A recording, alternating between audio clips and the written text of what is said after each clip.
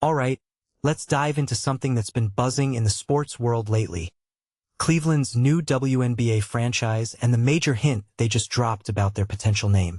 If you've been keeping up, you might have seen the sand sculpture that popped up on Edgewater Beach with the words, "Hear the call," and a light blue and white basketball. Personally, I think this is more than just a cool art installation, it's a strategic teaser. What makes this really interesting is the connection to the Siren nickname, which the team filed a trademark for back in May. Sirens, as you might remember from mythology, are these enchanting creatures whose voices lure sailors to their doom. So, if you take a step back and think about it, this name isn't just about sounding cool. It's about branding the team as irresistible, captivating, and maybe even a little dangerous on the court. That's a bold move, and I'm here for it. Now, let's talk about the bigger picture. The WNBA has been on a roll lately with expansion, and Cleveland's new team is the 16th franchise set to debut in 2028. But what many people don't realize is how much thought goes into these team names. It's not just about picking something that sounds good. It's about creating an identity, a story, and a connection to the city. For Cleveland, the Siren name feels like a nod to the city's lakeside location and its history as a place of allure and opportunity. Plus, it's not the first time a WNBA team has dipped into mythology. The Golden State Valkyries did the same thing, drawing from Norse legends. In my opinion, this trend of mythological names is a smart way to add depth and intrigue to the league, especially as it continues to grow globally. One thing that immediately stands out is the fact that Cleveland could have gone with the Rockers name, which was their previous WNBA franchise from 1997 to 2003. But here's the catch. The trademark for that name belongs to someone else now.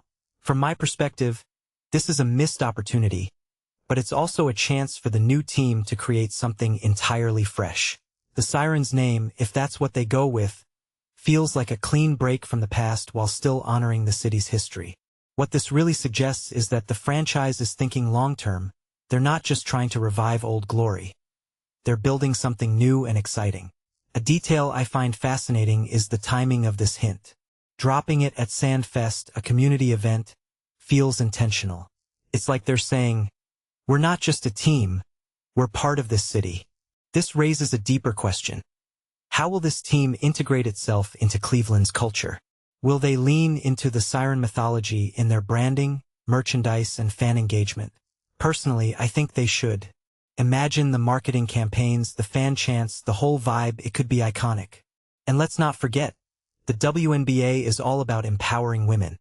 So a name like Sirens, with its mythical power and allure, feels perfectly aligned with that mission.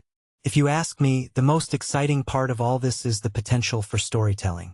Sports teams aren't just about winning games. They're about creating narratives that fans can connect with. The Sirens name gives Cleveland's new franchise a head start in that department. What many people don't realize is how much a name can shape a team's identity and its place in the league.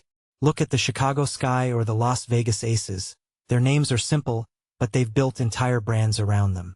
Cleveland has the chance to do the same, and I'm genuinely curious to see how they'll run with it. So, here's my closing thought.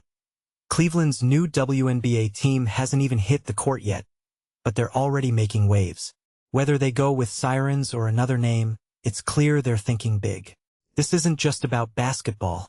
It's about building a legacy. And as someone who loves the intersection of sports and storytelling, I'm all in. What do you think? Are you feeling the Sirens vibe? Or do you have another name in mind? Let me know in the comments. I'm curious to hear your take.